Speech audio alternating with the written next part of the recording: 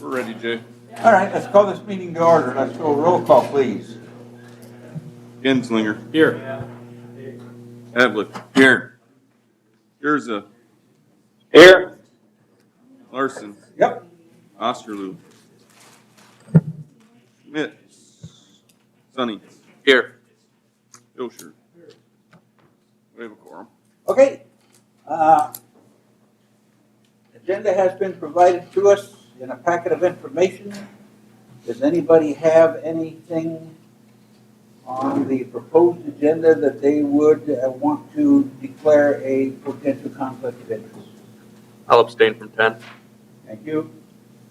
This is Gurza. I'll abstain from 10. Okay. Anything else? Let's go on to the agenda itself. Do I hear any additions or corrections to the agenda? If not, how about a motion to approve? So moved. Second. Moved and seconded that the agenda be approved as presented. Discussion on the motion. For those of you who may not be aware, because one of our members is talking to us over the telephone, all of the motion approval or disapproval will be by roll call vote. We have a motion and a second for the agenda to be approved. There are no questions about that. So, Mark, it's your turn. Genslinger. Yes. Havlet. Yes. Gurza. Yes. Sonny. Yes. Larson. Yes? Motion carried. All right, the next item on the agenda is the previous minutes. Are there any additions to the, or corrections to the previous minutes that were provided in the packet of information dated March 25th? Hearing none, we are ready for a motion. Move to approve. Second. Second. Moved and seconded that the minutes be approved as presented. Discussion on the motion. Hearing none, I assume we're ready to vote. It's your turn again, Mark. Havlet. Yes. Gurza. Yes. Sonny. Yes. Genslinger. Yep. Larson. Yes? Motion carried. Next item on the agenda is to schedule the next meeting, which should be, according to our regular schedule, April 22nd. Do I hear a motion to approve? Motion. Second. Moved and seconded that the blanket for the next meeting be set at April 22nd. Discussion on the motion. Hearing none, it's your turn again, Mark. Sonny. Yes. Genslinger. Yes. Havlet. Yes. Gurza. Yes. Larson. Yes? Motion carried. All right, next item on the agenda is a variance permit request. Lori Schultz has applied for a variance permit for a front yard setback of 15 feet versus 25 feet to build a 17 by 9 front porch addition located at 714 East First Avenue, legally described as Lot 11, Block 21 of FM Greens Edition, City of Mitchell, Davis County, South Dakota. The said real property is zoned R2 Single Family Residential District. Mark, tell us a little bit about this, if you would, please. Yep, published in the paper, neighbors were notified, sign posted. There were 4 responses in favor that made the packet. There was 1 that came after that didn't make the packet. It was forwarded as well. There weren't any comments, so I didn't print that off for you guys at all.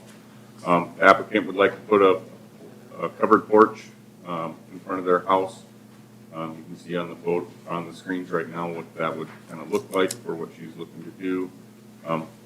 Lori's here if you have any questions for her at all, if she needs to explain anything more for you.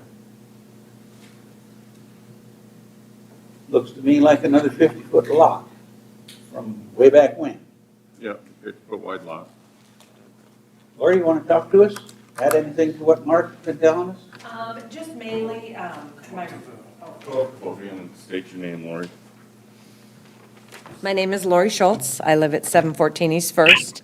The main concern with the front porch is the elements. As you can see, it's all facing the south, so in the summer, it gets all of the direct sunlight that, even with my blinds closed, still heats up the house. So a front porch not only will look nice, it will cover and shade those windows a little bit. I also get a lot of packages, like most women, from Amazon, of course, and I think they're just a little bit more protected, having a nice front porch displayed, and, yeah, obviously curb appeal and hopefully resale value. And it keeps people out of the rain when they come up to knock on the front door. Thank you, yes, that is also nice for visiting. Questions for the young lady? Thank you. Okay. It looks like by the photos that we see that some of those have happened already on some of those neighborhood, in that neighborhood. Yeah, there's some of them on that block or even in other areas that are closer than the 25-foot. Whether they were variances or they were built prior to having the code in town. What's your pleasure, folks? Motion to approve. Second. Second. Sorry, Larry, you were beaten. That's okay. Moved and seconded that we recommend approval of this variance. Is there discussion? Hearing none. Mark, it's your turn. Genslinger, Yes. Havlet, Yes. Jurza, Yes. Schmitz, Yes. Sonny, Yes. Larson. Yes. Motion carried. And please note for the minutes that Mr. Schmidt has joined us. Yep, got it at 12:08. Okay. Thank you. All right, next item. A rezone hearing and recommendation, the Metro Housing, Oh, you skipped one, Jay.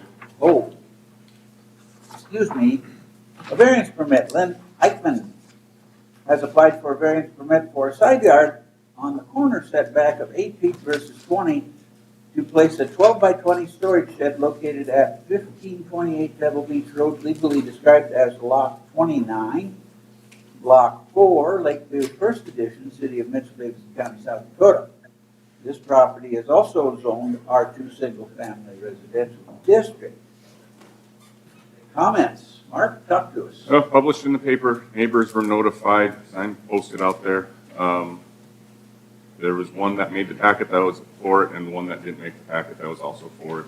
There were no comments on that, so I didn't print it off for you guys either. Applicant would like to put a shed back there so he can store his car and work on his car there. There's already existing concrete pad back there, because I believe they had a dog kennel there before, I think is what he said. Applicant's here if you have any questions for him. It is fenced off on the west side already, and it would be out of the sight triangle by quite a ways for any safety concerns. Applicant? Comments? No, my name is Len Ekman. I live at 1520 Pebble Beach. I just want to put a storage shed there like we discussed, and it's 1,500 pounds, and I think it'd be the best place for a shed there instead of, it's on steel wheels instead of trying to have a shed in the backyard on the west side of the house. So no foundations under it? Nope, just a cement pad. There's already cement there already. I need to add some more cement to the north and a little bit on the west side, but that's about it. No alley access or anything like that? No, it's just right next to the street there, and I really don't want to put a culvert in there and have more access to the Alma Street. It's just best to stay off that busy street as possible. Question? Does it even need a variance if it's not a permanent structure? It's, Yeah, because it's over the 200 square feet, and any accessory buildings still have to meet the setbacks. any other questions or comments? Thank you, sir. Thank you.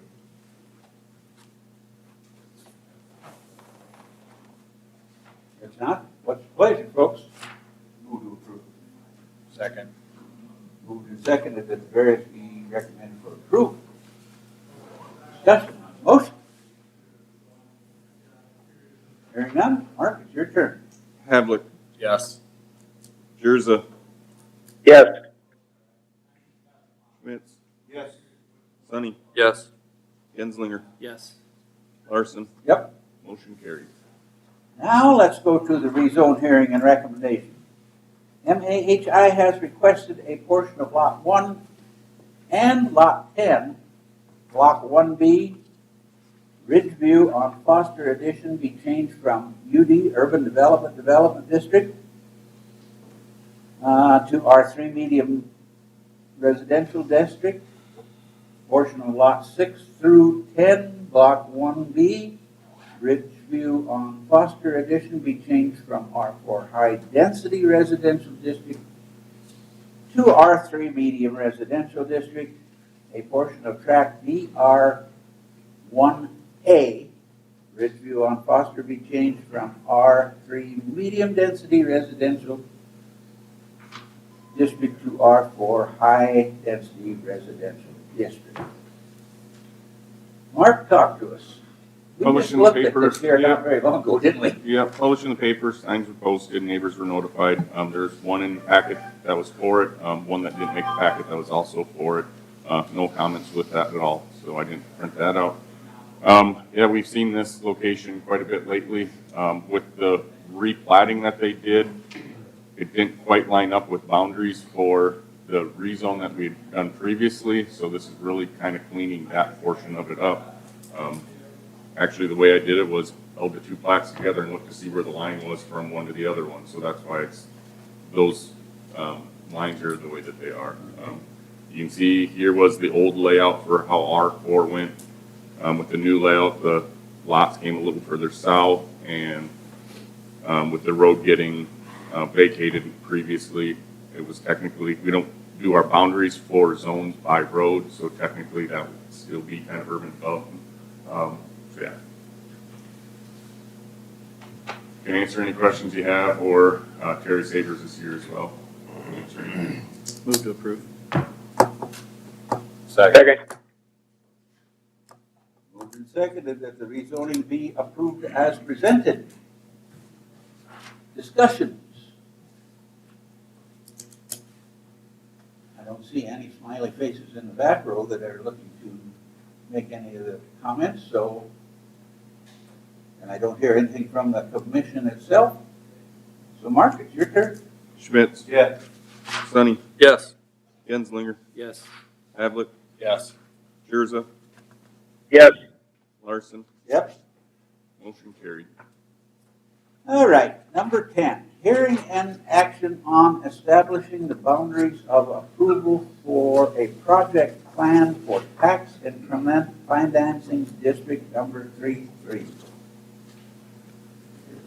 So this will look familiar to you as well. They just recently replatted this area into one lot to do a TIF for it. It was published in the paper for notice for today's meeting and also council's meeting as well. We did a review, internal review with it, had them do some changes, and that's what we have in front of us today.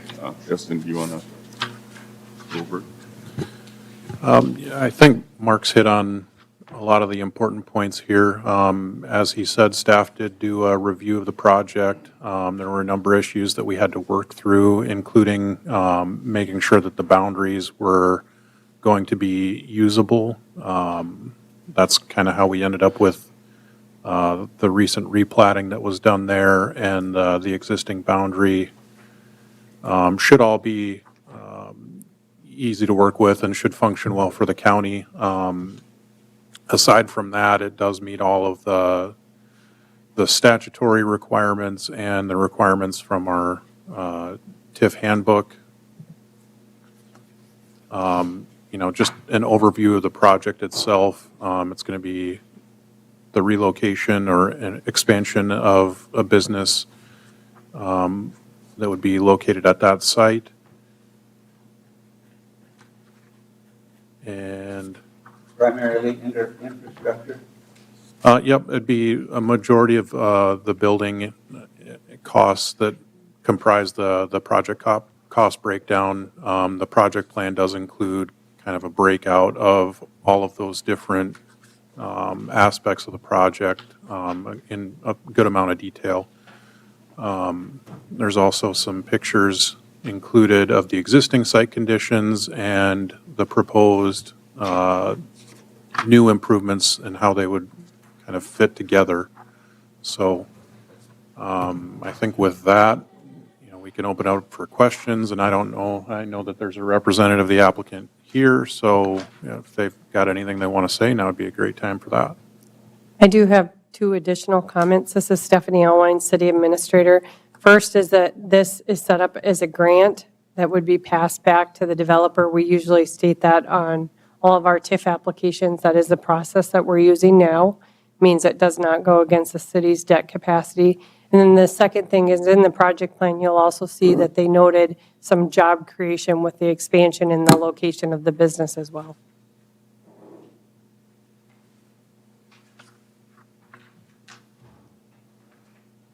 Questions, comments?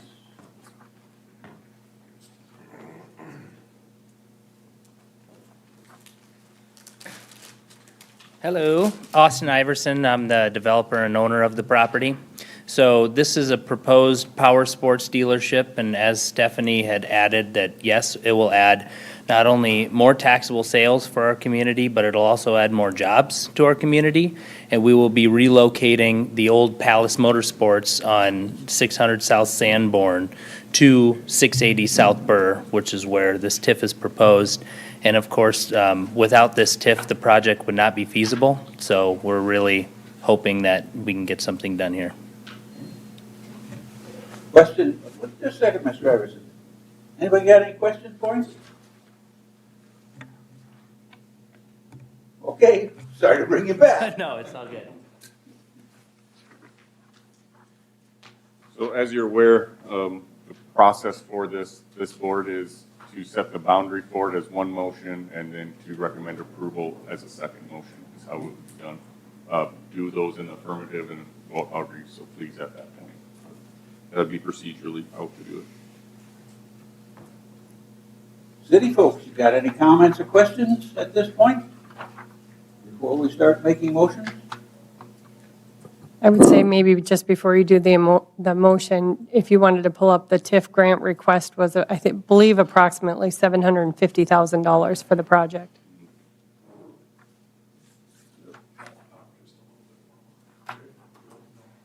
And our TIFs are, many have already been paid off. Actually go up one, oh, okay. We have two different numbers then. There's two different numbers. One is the TIF request, Stephanie, and the other is Is the amount of the the grant. amount of That's the right, project that's right. cost, Yep. so. Yeah, all the TIFs that we have are stated. So basically, the difference there is that they have some additional TIF eligible costs that exceed the amount that the TIF is going to generate. So that's why you see that small difference in the numbers. Okay? And I will note that for publication of notice for this, we did go with the 4 existing lots. So we spelled those out. And then we also knew since they were platting, we also put will be platted as this. So it's got the old legals and it's got the new legals for the public notice. So covered our bases there. Any questions from the panel? So just from my own understanding, how do we get from 715 or 750 to 927?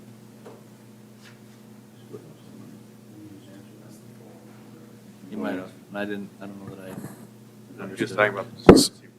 There's extra cost. That's the value, Yeah, that's not the actual TIF grant. right. Okay, council member, you were saying that you might have questions? Question, ideally, how soon will this all happen?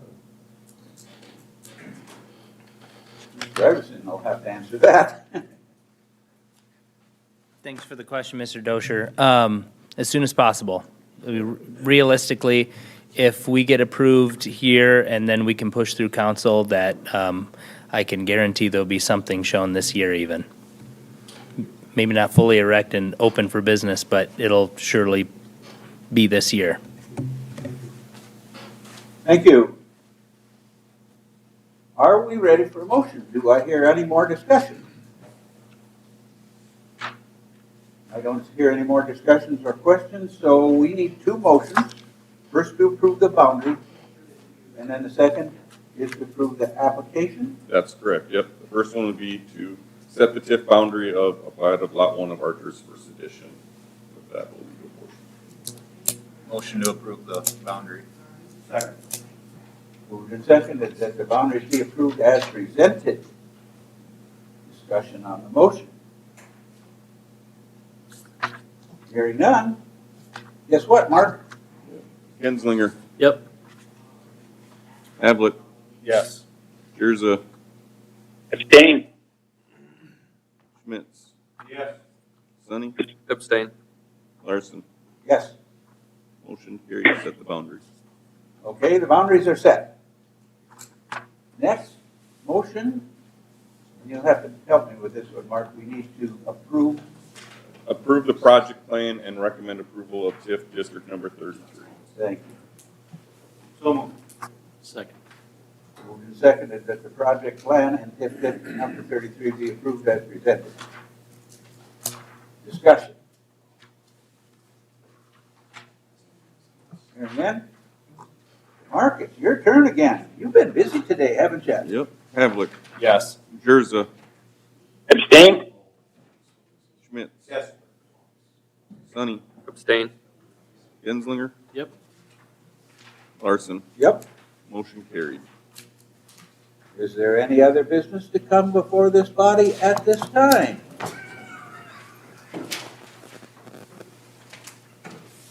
I see no one coming to the podium, so let's talk a little bit about public input. If you need to address this board on an item that was not on the agenda, excluding personnel items, please come forward to the podium, state your name and your concern. Presentations are limited to 3 minutes. Items will be considered, but no action will be taken at this time. Seeing no one coming to the podium, we are adjourned.